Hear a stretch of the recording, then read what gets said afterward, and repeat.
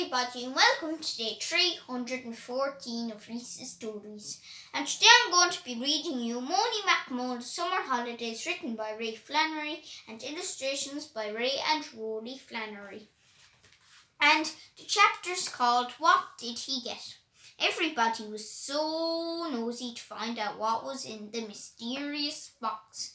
I was as nosy as they were, but I decided to put it in my bag and open it at home. I could not get home from school fast enough for a change. It wasn't because I wanted food.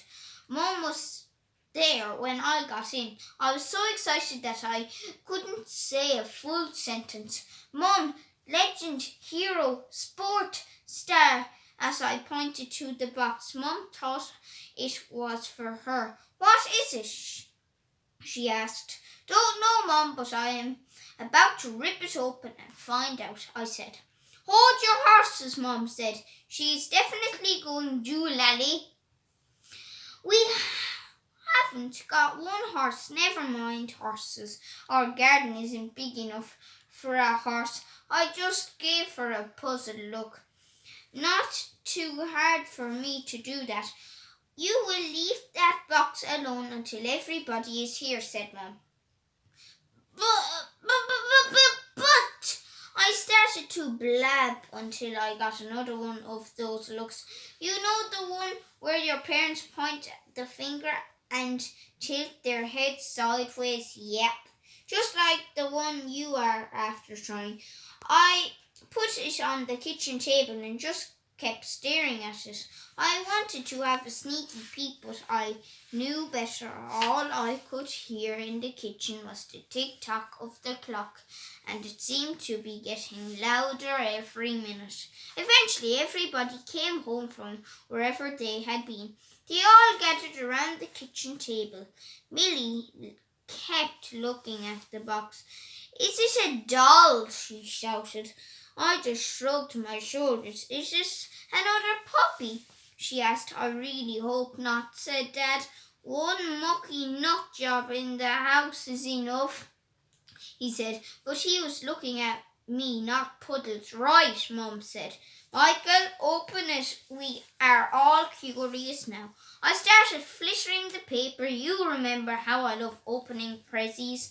I ripped off the silver paper, but underneath silver paper, the box was wrapped in black paper, so I ripped that off too. Have a guess what was in the box? Go on, guess.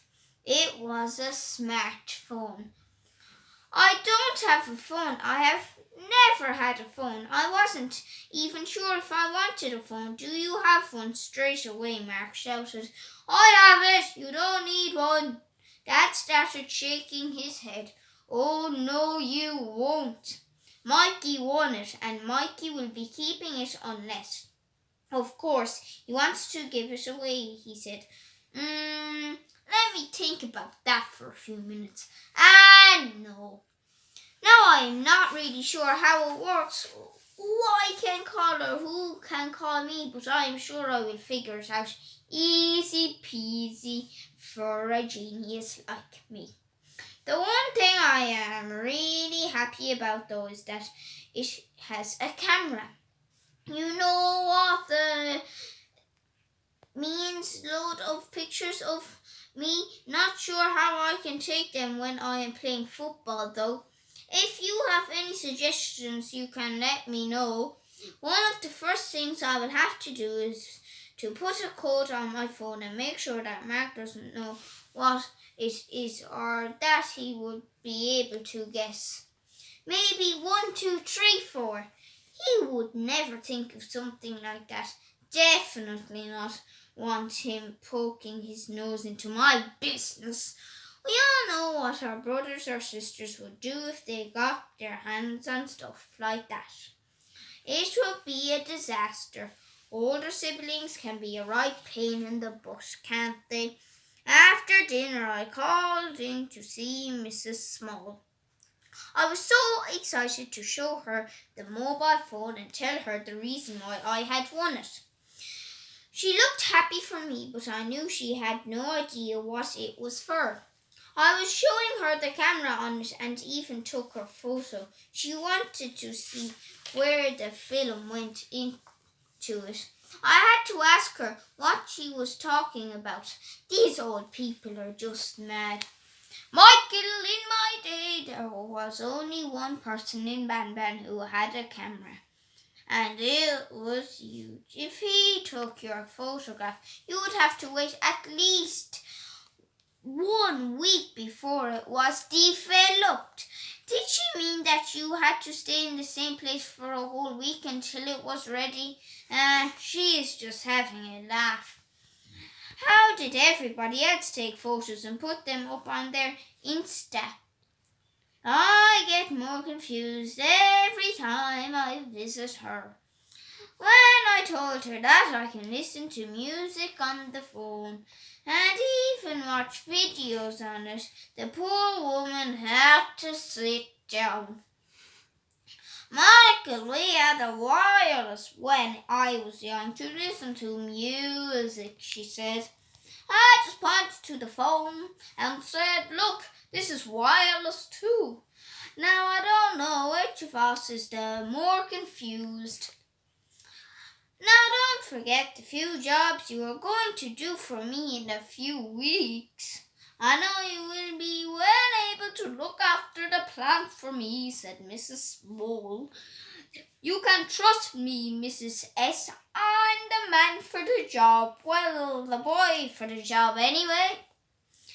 She just smiled, gave me another one of those little pats on the head, and most importantly of all, she gave me a bag with 6 buns in it. Oh, happy days! Don't think I will let the rest of them at home know, though. More for me. The end. I hope you enjoyed that lovely chapter in this book called Moany McMoan-The Summer Holidays, written by Ray Flannery and illustrations by Ray and Rory Flannery. So enjoy the rest of your evening and enjoy the rest of your weekend, because it's the last evening of the weekend, but it will be the weekend again before you know it. So yes, the time is flying. I think the time is flying because COVID's here and we want to get COVID over so quickly. And then I think time is going to slow down when it's all back to normal. Well, a little bit anyways. So, goodbye everybody, and I guess I will see you all tomorrow for day 315 of Rhys's stories. So stay home and stay safe. So bye everybody.